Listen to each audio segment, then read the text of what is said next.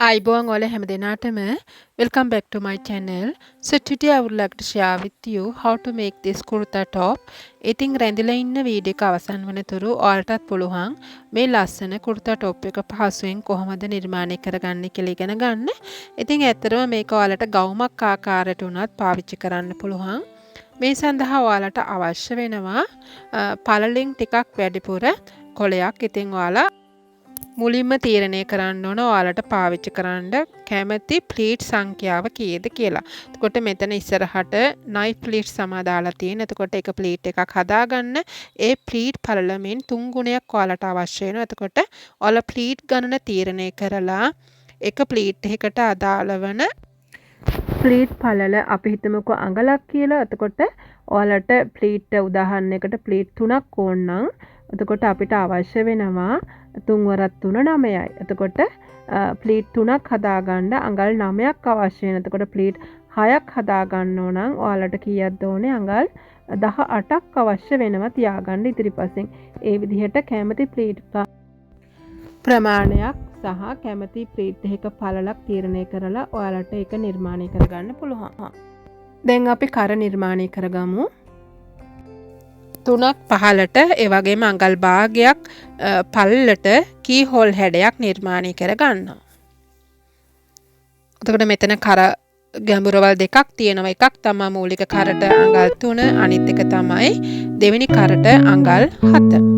ඊට පස්සේ මේ අපි උරහිස මුදුනේ ඉඳලා අඟල් 10ක් පහලට ඒ කියන්නේ බස් පොයින්ට් එක දක්වා තමයි මම අරගෙන තියෙන්නේ. ඔයාලට පුළුවන් ඔයාලගේ බස් පොයින්ට් එක දක්වා මේ විදිහට සිරස් රේඛාවක් ඇඳ ගන්න. කර පළල තමයි මම මෙතනදී පළල විදිහට පාවිච්චි කරන්නේ. එතකොට කර පළල මූලික කර පළලටම තමයි මෙම ඇඳුම අපි නිර්මාණය කරලා තියෙන්නේ. දැන් මේ විදිහට ඔයාලට අවශ්‍ය කරන ප්ලීට්ස් වලට ඔයාලට අවශ්‍ය කරන රෙදි ප්‍රමාණය තියාගෙන ඒ විදිහට තිරස් රේඛාවක් ඇඳ ගන්නවා. ඉතින් මෙතනදී ඔයාලට මේ ප්ලීට්ස් වෙනුවට කැමති නම් රැලි දාගන්නත් පුළුවන්. ඉතින් රැලි දානවා නම් ගොඩක් රෙදි ප්‍රමාණයක් යන්නේ නැහැ. ප්ලීට්ස් දානවා නම් තමයි ඔයාලට ප්ලීට්ස් ටික හරියට පරිමාණයෙන් කරගන්නවා නම් වැඩිපුර රෙදි ප්‍රමාණයක් යනවා.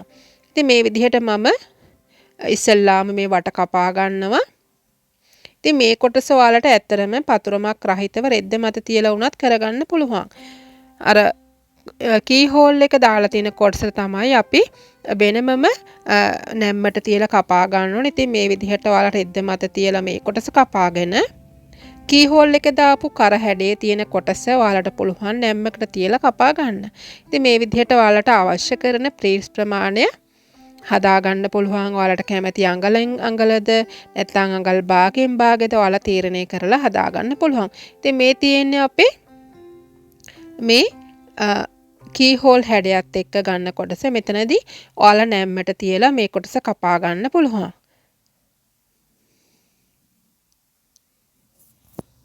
ඉතින් මේ කොටසට ඔයාලා මෙහුම් වාසි තියාගන්න අමතක කරන්න එපා. ඉතින් ඔයාලා දන්නවා මගේ ඇඳුම් නිර්මාණය කරනකොට මං මිමි හදලා තියෙන්නේ මෙහුම් වාසි නැතුව. ඉතින් සමහර අයට ලොකු ගැටලුවක් තියෙනවා මේ මෙහුම් වාසි ඇයි දාන්නේ නැත්තේ කියලා. ඉතින් ඒක සාමාන්‍ය දැනීම. ඔයාලට මෙහුම් වාසි ඔයාලා දාගන්න පුළුවන්. අංශෙට අඟල් භාගයේ සිට අඟල අනිත් තැන් වලට මං හැමතිස්සෙම කියනවා හවල් තැනට මෙච්චර දාන්න කියලා කියනවා. ඉතින් ඔයාලට පුළුවන් වීඩියෝ එක බලලා හොඳින් තේරුම් අරගෙන ඔයාලට අවශ්‍ය කරන දැනුම ලබා ගන්න. ඉතින් වැඩිදුර හොඳින් ඉගෙන ගන්න අවශ්‍ය නම් ඔයාලට පුළුවන් මගේ පන්ති වලට සහභාගී වෙන්න. එතකොට ඔයාලට වෙන වෙනම 1-to-1 support ලබා ගන්න පුළුවන්. ඉතින් මේ විදිහට අපි ප්ලේට්ස් ටික හදා ගන්නවා.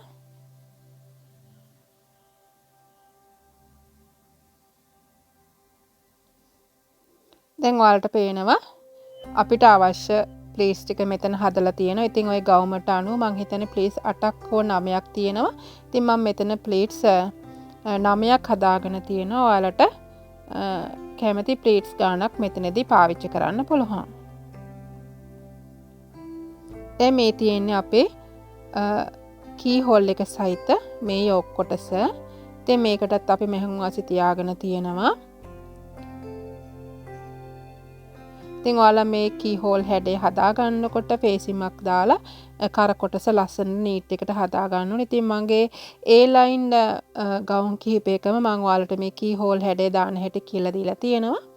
ඉතින් ඒකත් බලලා මහන වීඩියෝස් ගොඩාක් තියෙනවා. ඔයාලට ඒ වීඩියෝස් බලන්න ෆේසින් අල්ලගන්න හැටි කොහොමද, අත් කොටස් අල්ලගන්න හැටි කොහොමද කියලා මම ඔයාලට කියලා දීලා තියෙනවා. අනිත් එක මූලික දැනුමක් නැති කෙනෙක් ඉන්නවා නම් එක සැරයක් වීඩියෝ එකක් බැලූ පමණින් එයාලට තේරුම් ගන්න අමාරුයි. එතකොට වීඩියෝ එක කිහිප වරක් බලන්න වෙනවනේ. ඉතින් ඒ නිසා ඔයාලට දෙයක් ඉගෙන ගන්න අවශ්‍ය නම් පොඩ්ඩක් කැප වෙලා ඉවසීමෙන් හොඳින් ඇහුම්කන් දීලා තමයි ඉගෙන ගන්න ඕනේ.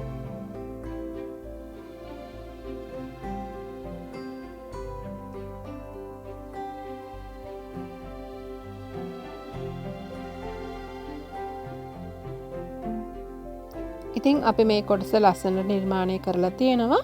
දැන් ඔයාලට පුළුවන් මේ අංශ ඩාට් මහ ගන්න. ඒ වගේම පිටිපස කොටසත් නිර්මාණය කරලා උරහිස් දෙක මූට්ටු කරලා ඔයාලට අත් කොටස් අල්ල ගන්න පුළුවන්.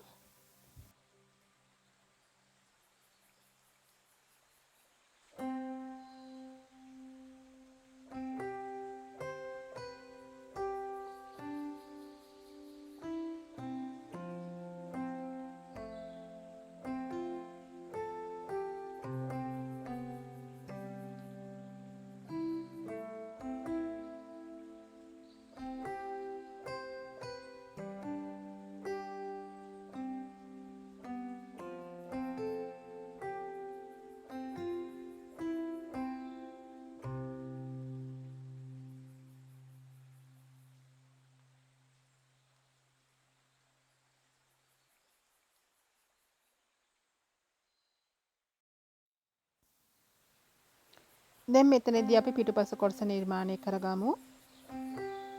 ඉතින් පිටුපස කොටස නිර්මාණය කිරීමේදී ඔයාලට zipper එකක් දාන්න අවශ්‍ය නැහැ. මොකද අපි අඟල් දෙකක බුරුලක් තියලා තමයි මේ පතුරම හදාගෙන තියෙන්නේ. ඉතින් ඔයාලා දන්නවා මද බුරුලක් සහිත පතුරම තමයි අපි මේ සඳහා පාවිච්චි කරුවේ. ඉතින් අත් කොටස නිර්මාණය කිරීමේදී මම කලින් කිව්වා වගේ ඔයාලගේ පතුරමින් ලබාගත් අතවට වැනලා ඊට පස්සේ ක්‍රවුන් උස හොයා ගන්න ඕන. ඒක හතරට බෙදලා අඟල් භාගයක් අඩු කරලා ඔයාලගේ ක්‍රවුන් උස හොයාගෙන මූලික අත නිර්මාණය කරන්න පුළුවන්. ඉතින් හරිම සරල අතක් තමයි මේ විස්තරයට දාලා තියෙන්නේ. ඉතින් මේ තියෙන්නේ මම හදාගත්ත මූලික අතක පතුරමක්. ඉතින් ඔයාලට පුළුවන් මේ වගේ අත් කොටසක් හදලා මේ විදිහට ලස්සනට පහලට පොඩි යෝක් කොටසක් යොදලා නිමා කරගන්න. ඉතින් අමතක කරන්න එපා ඔයාලා මේ වීඩියෝ එක ගැන දරන අදහස් මේ කමෙන්ට් බොක්ස් එකේ දාලා තියන්න. ඒ වගේම යාළුවොත් එක්ක ෂෙයා කරගන්න. ඉතින් මේ channel එක දිගටම පවත්වාගෙන යන්නට ඔයාලගේත් උදව් මට අවශ්‍යයි. ඉතින් තවමත් subscribe කරලා නැත්නම් subscribe කරන්න අමතක කරන්න එපා. Thank you so much for watching my video. See you with another valuable video. Till then, take care. Bye bye.